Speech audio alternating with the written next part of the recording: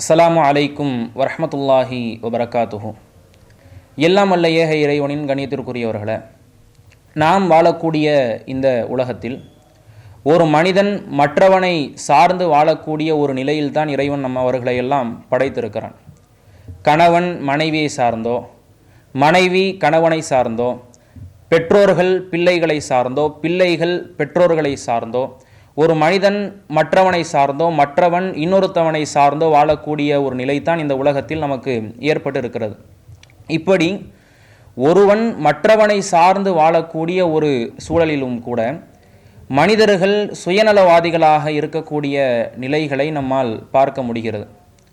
நான், என் மனைவி, என் பிள்ளைகள், என் குடும்பம், என் பெற்றோர்கள், அதை தாண்டி மற்றவர்கள் எவ்வளவு பாதிக்கப்பட்டாலும் சரி, சமூக ரீதியாகவோ, பொருளாதார ரீதியாகவோ, குடும்ப ரீதியாகவோ எவ்வளவு பாதிக்கப்பட்டாலும் அதை பற்றிய கவலையோ, அதை பற்றிய ஒரு இன்னலோ இடரோ எனக்கு இல்லை.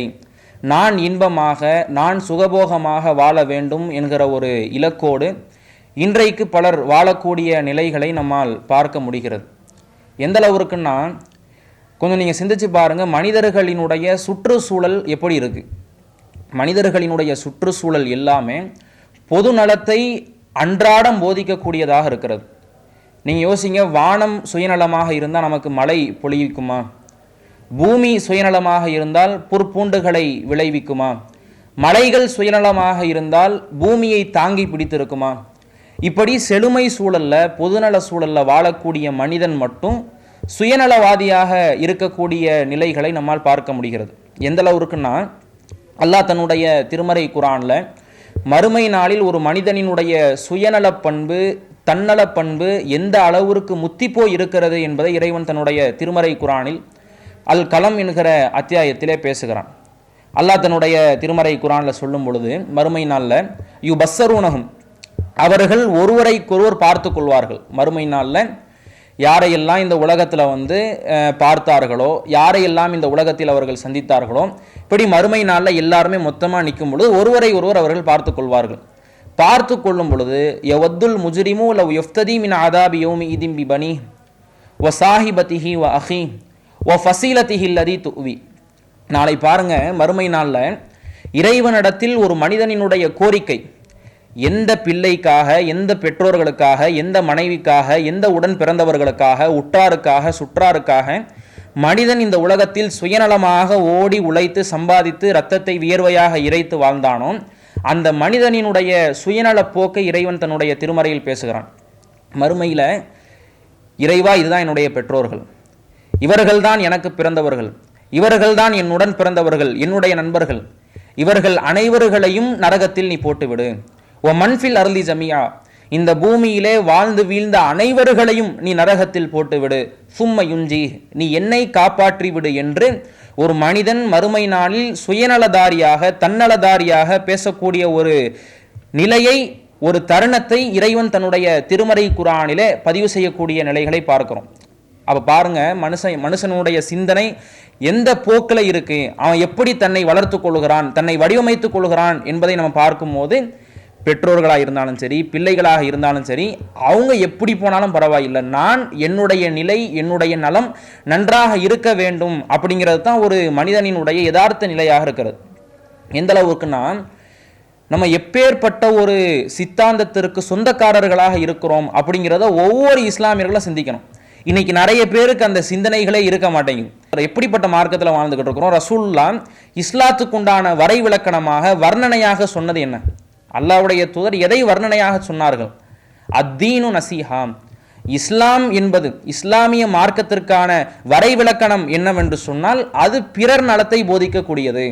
சுயநலமாக, தன்னலமாக இஸ்லாம் சிந்திக்காது. இன்னைக்கு இஸ்லாத்தை எவன் எவ்வளவு விமர்சித்தாலும் சரி, தீவிரவாத மார்க்கம்னு சொன்னாலும் சரி, பயங்கரவாதத்தை தூண்டக்கூடிய மார்க்கம் என்று சொன்னாலும் சரி, மதவாதத்தை போதிக்கக்கூடிய மார்க்கம் என்று சொன்னாலும் சரி, ஆனால் இஸ்லாத்தினுடைய வரை விளக்கணத்தை அவன் என்ன வேணாலும் சொல்லிட்டு போட்டான். ரசூலுல்லாஹ் சொன்ன அந்த வரை விளக்கணம் என்னன்னா, இஸ்லாம் என்பதே பொதுநல மார்க்கம் தான் அப்படிங்கிறத அல்லாஹ்வுடைய தூதர் தெள்ள தெளிவாக நமக்கு கற்றுக் கொடுத்துருக்கிறாங்க. இன்னும் எந்த இது சும்மா வார்த்தையில இருக்கிறதா? அல்லாஹ்வுடைய தூதர் ஒவ்வொரு அசைவுகளும், நபிகள் நாயகம் ஸல்லல்லாஹு அலைஹி வஸல்லம் அவர்கள் தன்னுடைய சமூகத்திற்கு அறிவுரைத்த, அறவுரைத்த அத்துணை போதனைகளிலேயுமே பொதுநலம் செறிந்ததாக இருப்பதை நம்மால் பார்க்க முடிகிறது. நீங்கள் சாலையில் போகிறீங்க, போகும் பொழுது மக்களுக்கு இடையூறாக ஒரு கல்லோ முள்ளோ கிடக்குதா, அதை எடுத்து ஓரமாக போடுவது கூட பொதுநலத்தில் ஒரு பங்கு, அது ஒரு தர்மத்தை பெற்றுத்தரக்கூடிய நன்மையை கொண்டது என்று அல்லாஹ்வுடைய தூதர் நமக்கு கற்றுக் கொடுத்திருக்கிறாங்க. ரமலானுடைய மாதம் வருதா, ரமலானுடைய மாதம் வரும் பொழுது ஏழைகள் அவர்களினுடைய பெருநாள்களை அவர்கள் சுகபோகமாக கொண்டாட வேண்டும், அவர்கள் பசித்திருக்கிற நிலையில் நீங்கள் புசித்திருக்க கூடாது என்கிற ஒரு அழகான தத்துவத்தை இஸ்லாமிய மார்க்கம் சொல்லுகிறது. எல்லாரும் யாராக இருந்தாலும் சரி, அடிமையாக இருந்தாலும் சரி, சிறுவர்களாக இருந்தாலும் சரி, அனைவர்களும் என்ன செய்யணும், ஃபித்ரா தொகையை ரமலானுடைய மாதத்தில் கொடுக்கணும். பெருநாள் தொழுகை துவங்குவதற்கு முன்பாகவே அந்த ஃபித்ரா தொகையை வசூலித்து ஏழை எளிய மக்களுக்கான அந்த பொருளாதாரமோ அல்லது பொருளோ கொண்டு போய் சேர்க்க வேண்டும். இது இஸ்லாமியர்களின் மீது கடமை என்று இஸ்லாம் சொல்கிறது. அப்ப எந்த அளவுக்கு பாருங்க, ஒரு ரமலான் மாதம் ஒரு பண்டிகை என்றாலும் கூட அதில் ஒரு பொதுநல போதனை இஸ்லாம் சொல்லி தருகிறது. அதே போல ஹஜ் பெருநாளா, ஹஜ் பெருநாள்லையும் நீங்கள் என்ன செய்யுங்க, இஸ்லாமியர்களாக இருக்கக்கூடியவர்கள் ஆடுகளை அறுத்தோ மாடுகளை அறுத்தோ ஒட்டகங்களை அறுத்தோ அதை ஏழை எளிய மக்களுக்கு நீங்களும் உண்டு புசித்து ஏழை எளிய மக்களுக்கும் அதை நீங்கள் வாரி வழங்குங்கள் என்று ஹஜ் பெருநாள்லையும். இன்னைக்கு மற்ற பண்டிகைகள்லாம் கூட இந்த அளவுக்கு ஒரு பொதுநலத்தை போதிக்குதா அப்படிங்கிறது நமக்கு தெரியல. ஆனால் இஸ்லாமிய மார்க்கம் பாருங்க, சொல்லித்தரப்பட்டு உள்ள பண்டிகைகள் ரெண்டே தான், ஹஜ் பெருநா, நோன்பு பெருநா. இந்த இரண்டு பெருநாட்களினுடைய முக்கிய நோக்கமே ஏழைகள் நல்ல உணவு உண்ணணும், அவர்கள் சுகபோகமாக சந்தோஷமாக மகிழ்ச்சியாக அகமகிழ்ச்சியாக அவர்கள் அந்த பண்டிகையை கொண்டாட வேண்டும் என்பதுதான் இஸ்லாத்தினுடைய முக்கிய குறிக்கோளாக இருக்கிறது. ஒரு ஆண் குழந்தை பிறந்துருச்சா, பெண் குழந்தை பிறந்துருச்சா, அதை முன்னிட்டு நீங்கள் 7வது நாள் அகீகாவாக ஒரு ஆட்டை அறுத்து அதை நீங்கள் மக்களுக்கு விநியோகம் செய்யுங்கள், உறவினர்களுக்கு கொடுங்க. இமாமாக தொலை வைக்கக்கூடியவர் அவர் என்ன செய்ய வேண்டாம், ரொம்ப நீண்ட நெடிய சூறாக்களை ஓதி மக்களை துன்புறுத்திட வேண்டாம். மக்களினுடைய நிலையை கருதி ஒரு இமாமாக நின்று தொலை வைப்பவர் அவர் இந்த கட்டளையை அவர் பேணி நடக்க வேண்டும். அப்படிங்கிற அந்த ஒவ்வொரு அசைவுகளும், ஒவ்வொரு அறிவுரைகளும், ஒவ்வொரு மார்க்க சட்டங்களும் பிறர் நலத்தை, ஏன்னா அல்லாஹ்வுடைய தூதர் சும்மா அத்தீன் நசீஹான வார்த்தை அளவில் அல்லாஹ்வுடைய தூதர் கடந்து சென்று விடவில்லை. அதை ஒவ்வொரு இஸ்லாமியர்களினுடைய வாழ்க்கையிலும் அதை பறைசாற்ற வேண்டும், அதை வழிமொழிய வேண்டும் என்பதனை ஒவ்வொரு இஸ்லாமியர்களுக்கும் கற்றுக் கொடுத்திருக்கிறார்கள் அல்லாஹ்வுடைய தூதர். ஆனா இப்படியான ஒரு மார்க்கத்தில் இருந்து கொண்டு மற்றவர்கள் செய்கிறார்களா, ஒரு மாற்று மதத்தவர்கள் இப்படி சுயநலமாக இருக்கிறார்களா, அதுல நமக்கு கருத்து வேறுபாடு இல்லை. ஆனா இப்படியான ஒரு வரைவிலக்கணத்தை, இப்படியான ஒரு அறிவுரைகளை, அறவுரைகளை, போதனைகளை, மார்க்க சட்டங்களை சொல்லக்கூடிய இஸ்லாத்தில் இருந்து கொண்டு இன்றைக்கு பல இஸ்லாமியர்களினுடைய நிலை சுயநலவாதிகளாக தன்னலதாரிகளாக இருக்கக்கூடிய நிலைகளை நம்மால் பார்க்க முடிகிறது. அதுல பெரிய அளவுக்கு பங்கு எதுக்கு போகும்னா, இந்த பொருளாதாரத்தை செலவு செய்யக்கூடிய நிலைகளை நம்ம பார்க்கிறோம். இஸ்லாமிய மார்க்கம் அழகான ஒரு கட்டளையை இஸ்லாமியர்களுக்கு போதிக்குது. அதாவது ஒருத்தர் பொருளாதாரத்தில் ஒரு நல்ல நிலை அடைஞ்சிட்டாரு, செல்வந்தராக இருக்கிறாரு, லட்சாதிபதியா கோடீஸ்வரராக இருக்கிறாரா, அவருடைய செல்வத்தில் இருந்து 2.5% ஏழை எளிய மக்களுக்கு போய் சேரணும் அப்படிங்கிறது இஸ்லாத்தினுடைய கட்டளை, இஸ்லாத்தினுடைய முக்கிய சாசனம். ஏராளமான வசனங்கள்ல நம்ம பார்க்கிறோம். அகீமுஸ்ஸலாத்த வ ஆத்து ஸகாத்த, தொழுகையை நீங்கள் நிலைநிறுத்துங்கள், ஜக்காத்தை நீங்கள் உங்களுடைய செல்வங்களிலிருந்து வழங்குங்கள் என்று இஸ்லாமிய மார்க்கம் நமக்கு போதிக்கிறது. இன்னைக்கு சிலர் அந்த ஜக்காத் அப்படிங்கிற அந்த கடமையை செஞ்சாலும் கூட பல இஸ்லாமியர்கள் கோடிகளில் பிறழ்பவர்கள், கோலாகலமாய் வாழ்பவர்கள், லட்சாதிபதிகளாய் தங்களை அடையாளப்படுத்திக் கொள்பவர்களுடைய நிலையை பார்க்கிறோம். அவர்களினுடைய சிந்தனை எப்படி இருக்குன்னா, நான் கஷ்டப்பட்டு சம்பாதிச்சது, நான் என்னுடைய பொருளாதாரத்தை என்னுடைய சுய உழைப்பில் ஈட்டி கொண்டது, அதுல ஒரு 2.5% போய் மக்களுக்கு கொடுக்கணுமா, ஏழை எளிய மக்களுக்கு போய் அதை தார வார்க்கணுமா அப்படிங்கிற ஒரு சுயநல பண்போடு அவர்களினுடைய பொருளாதாரத்தில் இருந்து எந்த ஒரு பங்கையும் மக்களுக்கு கொடுக்காதவர்களாக, தான தர்மங்கள் செய்யாதவர்களாக இருக்கிற நிலையை நம்மால பார்க்கிறோம். அப்ப எந்த அளவுக்கு பாருங்க, இந்த பொருளாதார விஷயத்துல ஒரு இஸ்லாமியன், அல்லாஹ்வுடைய தூதர் பொருளாதாரத்தில் பற்றற்று வாழ சொன்னாங்க. அல்லாஹ்வுடைய தூதர் செல்வந்தர்களாக வாழ்வதற்கு, செழிப்பாக வாழ்வதற்கு, செழிமையாக தன்னுடைய நாட்களை கட்டமைத்துக் கொள்வதற்கு அத்துணை வாய்ப்புகளும் செறிந்து போயிருந்தாலும், நிறைந்து போயிருந்தாலும் கூட அல்லாஹ்வுடைய தூதர் எப்படி தன்னுடைய வாழ்க்கையை அமைச்சு கொண்டார்கள்? அவ்வளவு எளிமையான வாழ்க்கை. ஏன்னா இந்த உலகத்தின் மீது பற்றற்றவர்களாக, இந்த உலகத்தின் மீது எந்த விதமான ஒரு ஆசாபாசங்களும் கொள்ளாதவர்களாக அல்லாஹ்வுடைய தூதர் வாழ்ந்து காட்டியிருக்கிறாங்க.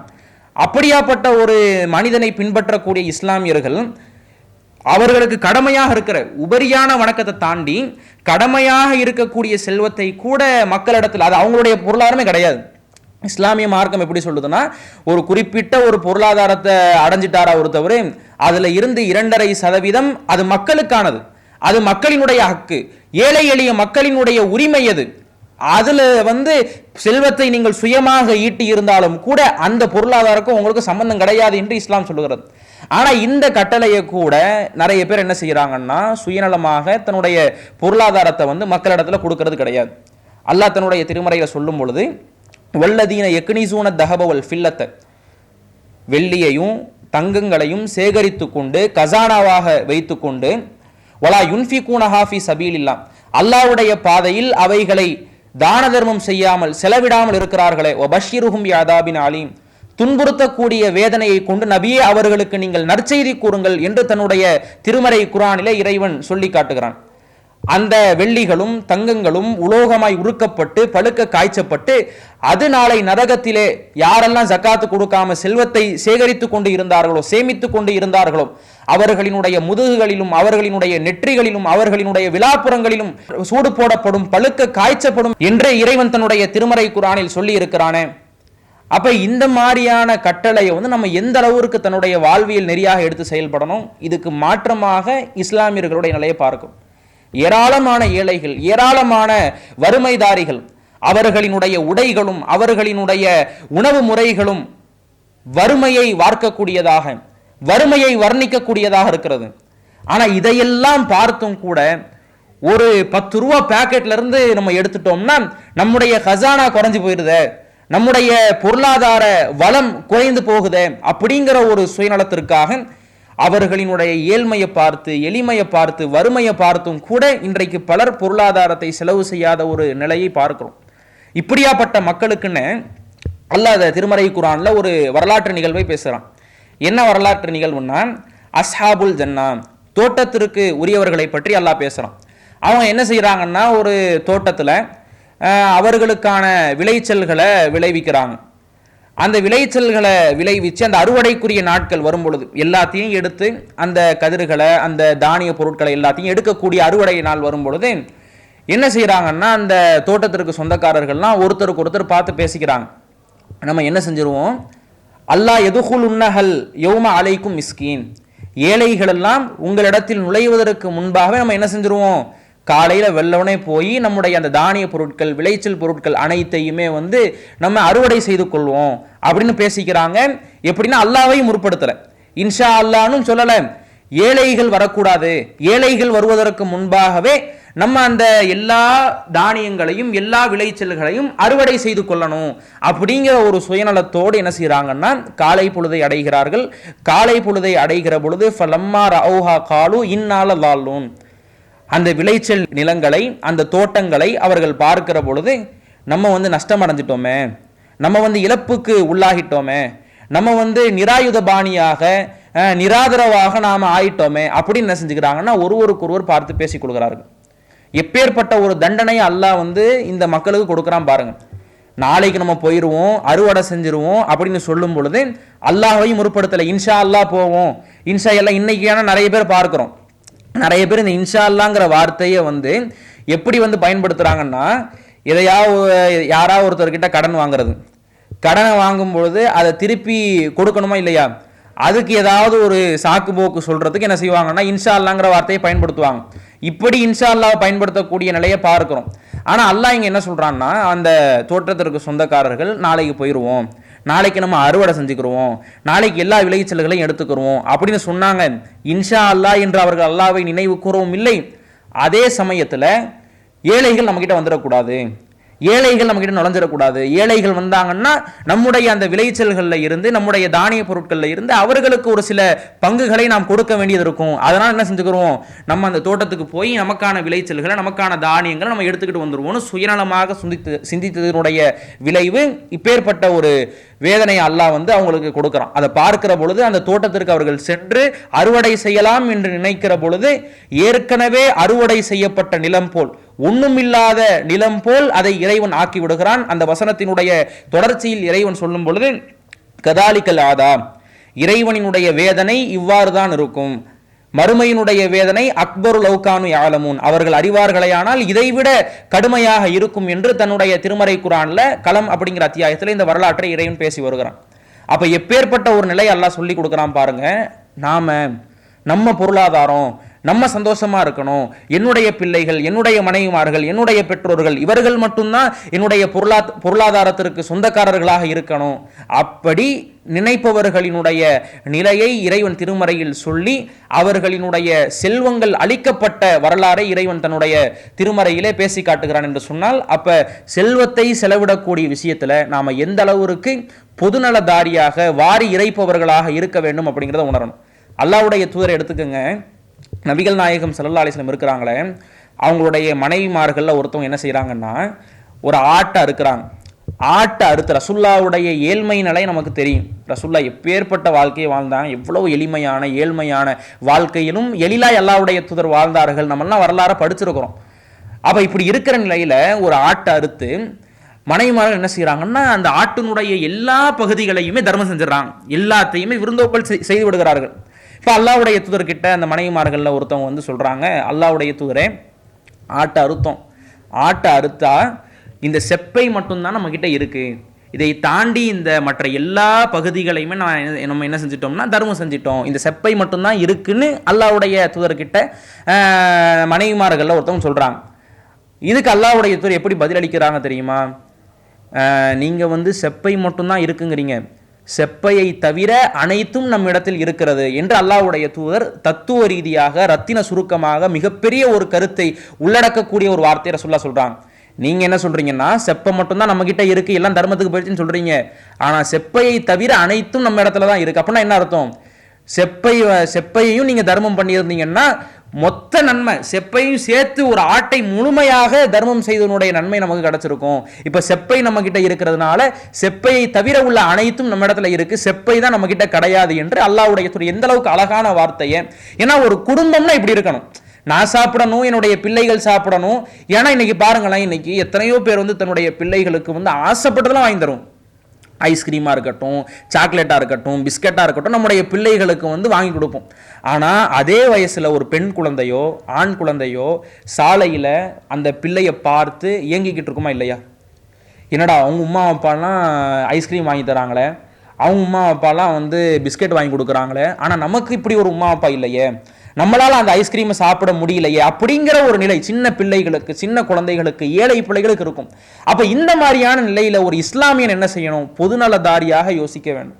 இந்த நிலையில பொருளாதாரத்தை செலவு செய்யக்கூடிய விஷயத்துல வந்து என்னைக்கும் ஒரு இஸ்லாமியன், மற்ற சித்தாந்தம் உடையவர்கள், மற்ற மதத்திற்கு சொந்தக்காரர்கள் எப்படி இருந்தாலும் ஒரு இஸ்லாமியன் இந்த விஷயத்துல என்ன செய்யணும்னா சுயநலமாக இருக்கக்கூடாது. அடுத்து என்னன்னா, சமூக ரீதியான விஷயங்கள்லையும் கூட சுயநலத்தோடு வாழக்கூடிய நிலைகளை பார்க்கிறோம். இஸ்லாமிய மார்க்கம் வந்து இதற்கு நேர் மாற்றமாக சமூக விஷயத்தில் ஒருத்தவர் நின்று போராடணும், அனைவருக்குமான மனிதனாக இருக்கணும், அனைவருக்குமான ஆட்சியாக இருக்கணும், யார் பாதிக்கப்பட்டாலும் சமூக ரீதியாக எவர் பிற்படுத்தப்பட்டாலும் எவருடைய உரிமைகள் பறிக்கப்பட்டாலும் அவருக்காக போராடணும், அவருடைய உரிமையை மீட்கு கொடுக்கணும் அப்படிங்கிற ஒரு தத்துவத்தை இஸ்லாம் நமக்கு சொல்லுகிறது. ஆனால் இன்னைக்கு நீங்க பாருங்க, இஸ்லாமியர்களை நம்ம எடுத்துக்கிட்டோம்னா பலர் சமூக விஷயத்தில் எப்படி இருக்கிறாங்க? பொருளாதாரத்தில் ஒரு சில சாரார்கள் சுயநலமாக இருக்கிறாங்க.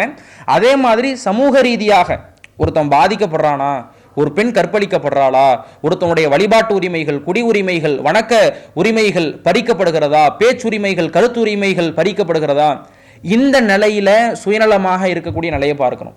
எந்த அளவுக்குன்னா என்ன நினைக்கிறாங்கன்னா, நம்முடைய சமூக பொறுப்பு வந்து ஒரு ஹேஷ்டேகை பரப்புறதுனால முடிஞ்சு போச்சு.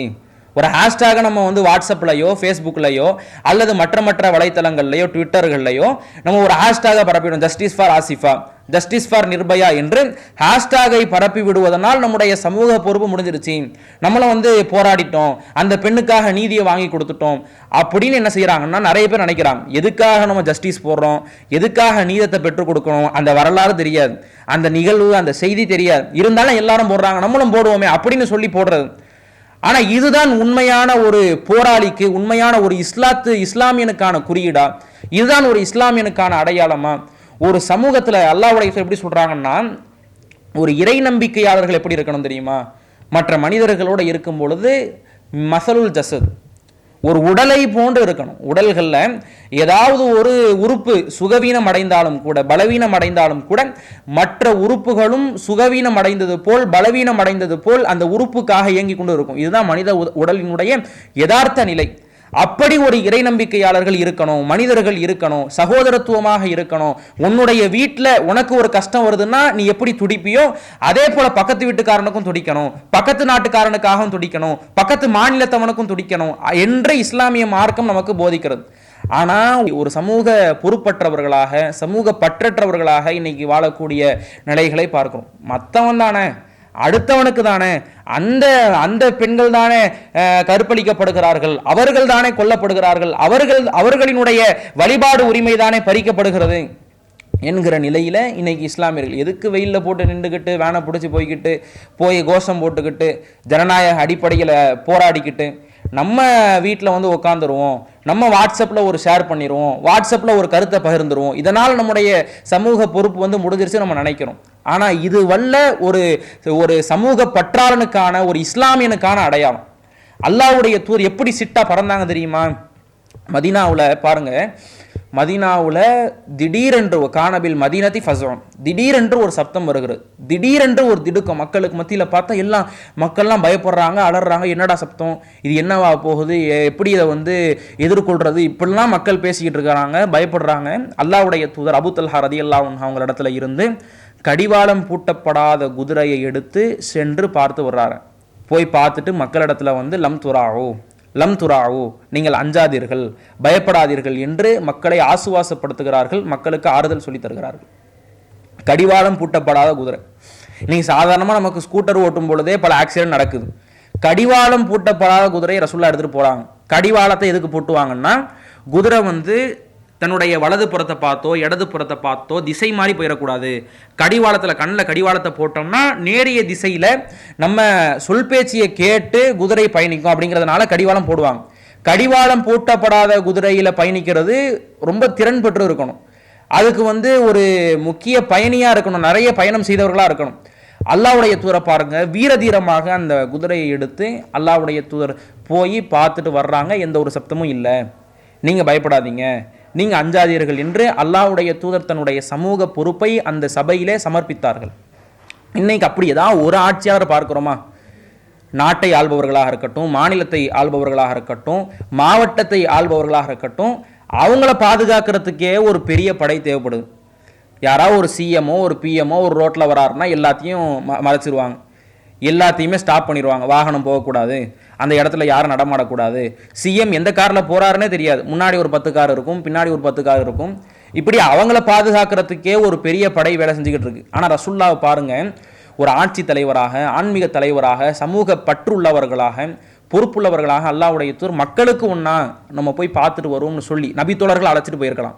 காவலாளிகள் ரசூலுல்லாஹ் ஒரு ஆட்சி தலைவராக இருக்கும் பொழுது தன்னுடைய காவலாளிகளை ரசூலுல்லாஹ் அனுப்பியிருக்கலாம். ஆனால் அல்லாஹ்வுடைய தூதர் தன்னிச்சையாக அல்லாஹ்வுடைய தூதர் சென்று மக்களுக்கான தேவையை அந்த இடத்துல பூர்த்தி செய்கிறாங்க. இப்படி இருக்கணும். சும்மா சமூக பற்றாளன், சமூக ஆர்வலர், நானும் மக்களுக்காக பேசுவேன் என்று மார்த்தட்டி கொள்வது அல்ல. ஒரு இஸ்லாமியனா, ஒரு இறை நம்பிக்கையாளனா பிறப்பில் தோன்றணும். பிறப்பில் தோன்றதுன்னு சொல்லுவாங்களா இல்லையா? ஏதோ ஒன்று வந்து இஸ்லாமிய மார்க்கத்தினுடைய போதனைகளை உள்ளத்தில் விதைத்து விதைத்து பிறப்பில் தோன்றதா இருக்கணும். எதர்ச்சியாக நம்ம ஒன்று பார்க்குறோமா, மக்களுக்கு ஒரு தீமைன்னு தெரியுதா, மக்களுக்கு தீங்குன்னு தெரியுதா, அதை தட்டி கேட்பவர்களாக இருக்கணும். அதை கண்டு ஒதுங்கி விடுபவர்களாக நம்ம இருக்கக்கூடாது. அதற்கடுத்தபடியாக பார்த்தீங்கன்னா, இணக்கம் கொள்றதில், நட்பு கொள்வதில், இரு உறவுகள் சேருவதில் கூட சுயநலமாக இருக்கக்கூடிய நிலையை பார்க்குறோம். நட்புங்கிறது வந்து எவ்வளோ புனிதமான ஒரு இணக்கம், எவ்வளவு புனிதமான ஒரு உறவு. ஏன்னா இன்னைக்கு மனுஷனுக்கு வந்து பெற்றோர்கள் இல்லாமல் இருப்பான், பிள்ளைகள் இல்லாமல் பலர் இருக்கிறாங்க, சொந்த பந்தங்கள் கூட இல்லாமல் இருக்கிறாங்க. ஆனால் உலகத்தில் எவனும் நண்பர்கள் இல்லாமல் இருக்க மாட்டான். இப்படியான ஒரு இணக்கத்தில் கூட ஒரு சுயநலத்தை எதிர்பார்த்து பழகக்கூடிய நிலையை பார்க்குறோம். இவன் கூட பழகுனா இவன் வந்து நிறைய காசு வச்சுருக்கிறான், பெரிய செல்வந்தனாக இருக்கிறான், அரசியல் பின்புலம் உள்ளவனாக இருக்கிறான், இவன் கூட பழகும் பொழுது நமக்கு ஏதாவது ஒரு ஃபாய்தா இருக்கும், நமக்கு ஏதாவது ஒரு பயன் இருக்கும், நம்ம கடன் கேட்டால் கொடுப்பாங்க, எங்கேயாவது வெளிநாடுகளுக்கு வெளி ஊர்களுக்கு சுற்றுலா பயணியாக செல்லும் பொழுது நம்மையும் அழைத்து செல்வார்கள். இப்படின்னு ஒரு சொற்ப காரணத்தை, ஒரு சுயநல உணர்வோடு நட்பு கொள்ளக்கூடிய நிலைகளை பார்க்கிறோம். நட்புங்கிற புனிதமான இணக்கத்தில் கூட கலக்கத்தை ஏற்படுத்தக்கூடிய வகையில் தங்களினுடைய பழக்கத்தை ஏற்படுத்தி கொள்ளக்கூடிய நிலைகளை நம்மால் பார்க்க முடிகிறது. ஆனால் இஸ்லாமிய மார்க்கத்தை பாருங்கள், எந்த அளவுக்கு ஒரு நட்புக்கான வரைவிலக்கணம் சொல்லி தருகிறது. ரஜுலானி, 2 மனிதர்கள், தஹாப்பா ஃபில்லாஹி இஜ்தமா அலைஹி வ தஃபர்ரகா அலைஹி, 2 மனிதர்கள் அல்லாஹ்விற்காக இணைகிறார்கள், அல்லாஹ்விற்காக அவர்கள் பிரிகிறார்கள். நட்புக்கான வரைவிலக்கணமே எப்படி இருக்கணும்னா, ஒருத்தவங்க கூட நான் ஃப்ரெண்ட்ஷிப் வச்சுருக்கிறேன்னா, ஒருத்தன் என்னுடைய நண்பனாக இருக்கிறானா, அது இறை நேசத்திற்காக இருக்கணும், இறைவனினுடைய பொருத்தத்தை பெறுவதற்காக இருக்கணும், இறைவனுக்காக அவனை நான் நேசிக்க வேண்டும், இறைவனுக்காக பிரிய வேண்டும். இதுதான் ஒரு நட்புக்கான வரைவிலக்கணமாக இஸ்லாமிய மார்க்கம் சொல்கிறது. ஆனால் இன்னைக்கு பாருங்க, இந்த நட்புங்கிற இணக்கத்தில் கூட சுயநலம். அல்லாஹ்வுடைய தூதர் நட்பு கொண்டார்களே, அபூபக்கர் ரலியல்லாஹு அன்ஹு அவர்களோடு ரசூலுல்லாஹ்வுக்கு ஏராளமான தோழர்கள் இருக்கிறாங்க. உயிரை கொடுப்பதற்கு, உயிரை பாதுகாப்பதற்கு ஏராளமான தோழர்கள் ரசூலுல்லாஹ்வுக்கு இருந்தாங்க. ஆனால் அல்லாஹ்வுடைய தூதருக்கு நெருக்கமான, மிகவும் ஒரு பரஸ்பர உறவோடு, பண்போடு, பாசத்தோடு பழகக்கூடிய ஒரு நண்பர் யாருன்னா அபூபக்கர் ரலியல்லாஹு அன்ஹு. மிகப்பெரிய ஒரு செல்வந்தராக இருக்கிறாங்க. மக்காவில் இருந்து மதீனாவுக்கு ஹிஜ்ரத் பண்ணி போகும் பொழுது கூட மிகப்பெரிய ஒரு செல்வந்தராக அறியப்பட்டவர்கள் அபூபக்கர் ரலியல்லாஹு அன்ஹு. அபூபக்கர் அனைவர்களுக்கும் பழக்கமானவராக இருக்கிறார், மிகப்பெரிய ஒரு செல்வந்தராக இருக்கிறார். அப்போ இப்படியான ஒரு செல்வ செழிப்பில் இருக்கும்போது கூட அல்லாஹ்வுடைய தூதர் இவரிடத்துல ஒரு சுயநலத்தை எதிர்பார்த்து பழகலை. மக்காவில் இருந்து மதீனாவுக்கு ஹிஜ்ரத் பண்ணி போகும் பொழுது கூட ஒட்டகத்தை அபூபக்கர் ரலியல்லாஹு அன்ஹு அவர்களிடத்துல பொருளாதாரத்தை கொடுத்து வாங்குறாங்க. 2 மாதங்கள் நபிகள் நாயகம் ஸல்லல்லாஹு அலைஹி வஸல்லம் அவர்களினுடைய வீடுகளில் அடுப்பு எரியாத பொழுதும் கூட, தண்ணீரையும் பேரித்தம்பளத்தையும் கொண்டு அவர்கள் உணவு உண்ணும் பொழுதும் கூட அல்லாஹ்வுடைய தூதர் நம்முடைய நண்பரிடத்துல பொருளாதாரத்தை கேட்போம், அதை எண்ணி பழகுவோம்னு அல்லாஹ்வுடைய தூதர் ஒரு காலம் நினைக்கல. அவர்களினுடைய நட்பு இறைவனுக்காக இருந்தது என்பதை நபிகள் நாயகம் ஸல்லல்லாஹு அலைஹி வஸல்லம் அவர்கள் ஒவ்வொரு தருணத்திலையும் தன்னுடைய வாழ்க்கையில் உணர்த்துவர்களாக இருக்கிறாங்க. அப்ப இறைவனுக்காக நாம் நட்பு கொள்பவர்களாக இருக்க வேண்டும். அடுத்து பார்த்தீங்கன்னா, பெரும்பான்மையானவர்கள் சுயநல பண்பை எதில் வெளிப்படுத்துவாங்கன்னா, சத்திய மார்க்கத்தை மக்கள் மன்றத்தில் பறைசாற்றுவக்கூடிய விஷயத்தில் சுயநலவாதிகளாக இருக்கக்கூடிய நிலைகளை பார்க்குறோம். எந்த அளவுக்குன்னா, நமக்கு சத்தியம் கிடச்சிருச்சு, நாம் ஏகத்துவ கொள்கையில் இருக்கிறோம், நாம் அல்லாஹ்வை மட்டும் வணங்குறோம், மற்றவர்கள் எப்படி இருந்தால் என்ன, ஊர் மக்களாக இருக்கட்டும், உறவினர்களாக இருக்கட்டும், நண்பர்களாக இருக்கட்டும், அல்லாஹ்வை மட்டும் வணங்கினா என்ன, அல்லாஹ்வுக்கு இணை வைச்சா என்ன, மார்க்கத்திற்கு முரணான பிதத்தான காரியங்களை செய்தால் என்ன, அப்படிங்கிற ஒரு நிலைகள் இன்னைக்கு பல இஸ்லாம் இடத்துல இருக்குது. அதெல்லாம் ஆலிம்கள் பார்த்துப்பாங்க, அதெல்லாம் கிளை நிர்வாகம். ஏன்னா இன்னைக்கு ஒரு அழைப்பு பணி செய்யணும்னா அதுக்கு ஒரு கேட்டகரி இருக்குது. அல்லாஹ் யாரை அழைக்கிறான் என்று சொன்னால், யா அய்யுஹல்லதீன ஆமனு கூ அன்ஃபுஸக்கும் வ அஹ்லீக்கும் முன்னார், இறை நம்பிக்கையாளர்களே, நீங்கள் உங்களையும் உங்கள் குடும்பத்தார்களையும் உற்றார்களையும் சுற்றார்களையும் உறவினர்களையும் நரகத்திலிருந்து நீங்கள் காத்துக்கொள்ளுங்கள் என்று அந்த பொறுப்பை இறை நம்பிக்கையாளர்களுக்கு இறைவன் தருகிறான். ஒவ்வொரு இறை நம்பிக்கையாளர்களும் இறைவனை ஏகன் என்று ஏற்றுக்கொண்ட அனைவர்களுக்குமான பொறுப்பு மக்களை நரக நெருப்பிலிருந்து காப்பாற்றணும். மக்கள் ஒரு தீமை செய்யறானா, அல்லாஹ்வுக்கு இணை வைக்கிறானா, மார்க்கத்துக்கு முரணான காரியத்தை செய்யறானா, நபிகள் நாயகம் ஸல்லல்லாஹு அலைஹி வஸல்லம் அவர்கள் காட்டித்தராத கற்றுத்தராத புதுமைகளை தன்னுடைய வாழ்க்கையில் அவன் கடைபிடிக்கிறானா, அதுல இருந்து மக்களை காப்பாற்ற வேண்டிய பொறுப்பு அனைவர்களுக்கும் இருக்கு. ஆனா இந்த விஷயத்துல கூட சுயநலவாதிகளாக இருக்கக்கூடிய நிலைகளை பார்க்கிறோம். ரசூலுல்லாஹ் அப்படி இருந்திருந்தா, நபி தோழர்கள் அப்படி இருந்திருந்தா, நபிமார்கள் அப்படி இருந்திருந்தா, இன்னைக்கு நமக்கு ஏகத்துவ கொள்கை கிடைச்சிருக்குமா, இஸ்லாம் நமக்கு கிடைச்சிருக்குமா? அப்ப இதையெல்லாம் நாம சிந்திக்கணும். நமக்கு கிடைச்சிருக்குது. இன்னைக்கு பாருங்க, நாம சொர்க்கத்திலையும் இந்த உலகத்தில் நம்மோடு பழகியவர்கள், நம்மோடு படித்தவர்கள், அவர்கள் நரக நெருப்புல கருகப்பட்டு நாம சொர்க்கத்துல சுகபோகமாக இருப்பதை விட ஒரு மிகப்பெரிய வேதனைக்குரிய விஷயம் என்ன? இந்த உலகத்துல யாரோட நம்ம பழகிறோமோ, யாரோட அதிகமாக அன்பு வைத்துக் கொள்கிறோமோ, அவர்கள் நரகத்தில் கருகப்படுவதை விட மிக வேதனைக்குரிய ஒரு விஷயம் வேற எதுவும் கிடையாது. அப்ப இந்த விஷயத்திலையும் இஸ்லாமியர்கள்ல பலர் என்ன செய்யறாங்கன்னா, நமக்கு கிடைச்சிருச்சு, நம்ம ஏகத்துவவாதியா இருக்கிறோம், நம்ம அமல்களை செய்யறோம், நம்ம மார்க்கத்துக்கு முரணாக நடக்காம இருக்கிறோம் அப்படின்னு நாம நினைக்கிறோம். எறும்பினுடைய வரலாற்றை இறைவன் திருமறை குர்ஆன்ல பேசுறான்.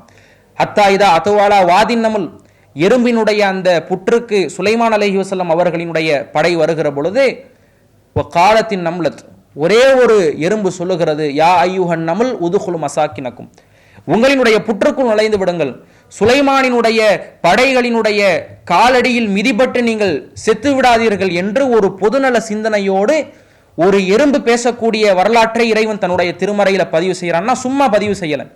இதுல இருந்து ஒரு அறிவற்ற, சிந்தனையற்ற, பகுத்தறிவற்ற ஒரு எறும்பு கூட பொதுநலமாக சிந்திக்கிற பொழுது ஆறறிவு உள்ள, உணவை உண்ணக்கூடிய, சிந்திக்கக்கூடிய, பகுத்தறிவு உள்ள மனிதன் ஏன் சுயநலமாக இருக்கிறான் என்று இந்த வசனத்தின் மூலமாக இறைவன் கேட்கிறான். இப்படி நிறைய விஷயங்களை பார்க்கிறோம்.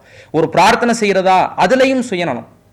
நமக்கு மட்டும் பிரார்த்தனை செய்யறது, நம்ம பெற்றோர்களுக்கு மட்டும் பிரார்த்தனை செய்யறது, மற்றவர்களுக்காக தன்னுடைய பிரார்த்தனைகளில் இடம் கொடுக்காமல் இருப்பது, இறை நினைவில் சுயநலம். அல்லாஹ்விடத்துல பிரார்த்தனை கேட்கும் போது எதையாவது ஒன்றை சாதிக்கணும்னு நினைக்கும் பொழுது என்ன செய்வான்னா, மனுஷன் ஃபர்லு கூட தொழுகாத ஆளு சுன்னத்து தொழுவான், நஃபிலான வக்துகளை தொழுவான், தஹஜத்து தொழுவான். ஆனா அதே ஆசைகள் அமுல்படுத்தப்படுகிற பொழுது, அது செய்து கொடுக்கப்படுகிற பொழுது, அவனுடைய பிரார்த்தனைகள் அங்கீகரிக்கப்பட்டு ஏற்றுக்கொள்ளப்படுகிற பொழுது அல்லாஹ்வுக்கு நன்றி செலுத்துறானா? அவனுடைய உறுப்புகள், அவனுடைய அந்த வாழ்வாதாரங்கள் எவ்வளவு செழிமையாக இருக்கிறது, எவ்வளவு அருள் செறிந்ததாக இருக்கிறது, அந்த அருட்கொடைகளுக்காக இறைவனுக்கு நன்றி செலுத்துறானா?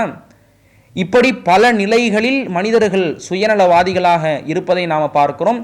ஆனால் இஸ்லாத்தினுடைய வரைவிலக்கணத்தையும் வர்ணனையும் அல்லாஹ்வுடைய தூதர் சொல்லும் பொழுது, அத்தீனு நசீஹா, இஸ்லாம் என்பது பொதுநல மார்க்கம், அனைவருக்குமான மார்க்கம். பிறருடைய கஷ்டத்தை, பிறருடைய இன்னல்களை, இடர்பாடுகளை, கஷ்ட நஷ்டங்களை புரிந்து உணர்ந்து நடக்கக்கூடிய மார்க்கம் என்று இஸ்லாத்திற்கு அல்லாஹ்வுடைய தூதர் ரத்தின சுருக்கமாக இந்த விளக்கத்தை சொல்லி உள்ளார்கள்.